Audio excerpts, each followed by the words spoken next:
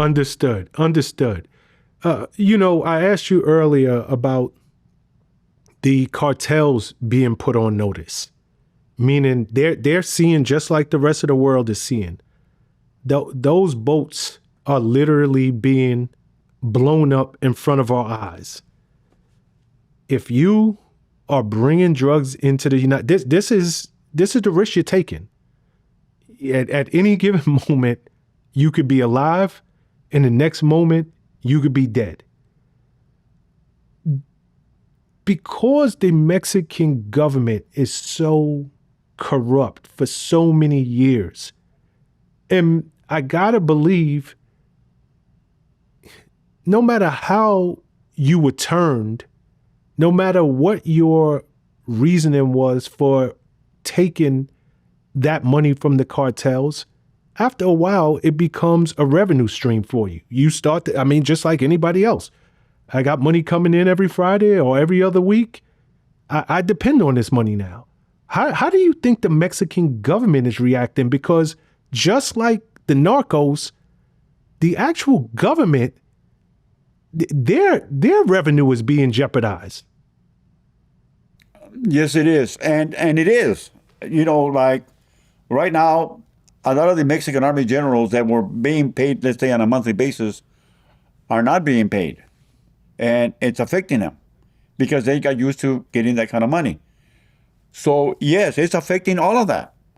And that's why I believe that Claudia Sheinbaum, the president of Mexico, is in danger herself, because the cartels are basically forcing her and requesting that she not cooperate with the United States as far as combating drugs.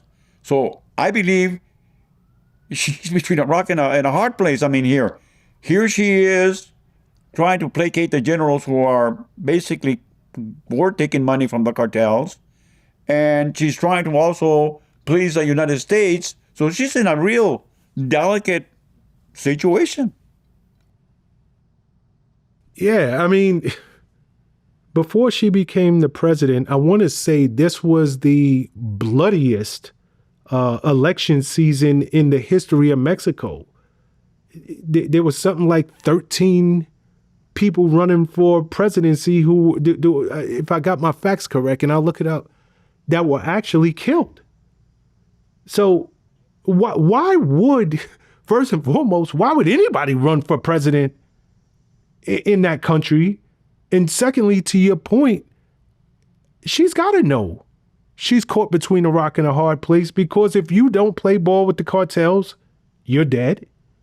And at this point, if you do play ball with the cartel, you have the U.S. that is swinging a hell of a stick that's saying we're coming after you. That is why I stated before that she's in a very, very delicate situation. She has to, basically, to some extent, please the cartels, or else you're right, they could take her out.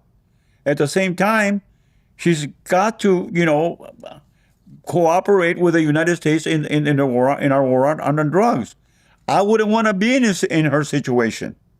And you're right. They've killed, I don't know how many presidential candidates in Mexico in the last 2 years. And look at all the journalists that have been assassinated in Mexico. Look, they're killed every day. I got to ask, why would anybody want that position? Why would anybody want to be the president if there's a good chance you'll never make it into office? You'll be killed long before there's an election. And with that being said, how do you think she made it all the way to becoming the president? Well, because she comes from the same party that the former president came from Morena. And I believe that it was agreed, probably with the cartels, that she would play ball with them once she became president, not knowing that Donald Trump was going to win, because she came in before Donald Trump, and thinking maybe things were going to be the same as they were under the past administration. And here comes Trump with his big baseball bat saying, "Hey, we're taking out the cartel guys." So, she's like I said, she's in a dangerous position there. Nah, she really is. I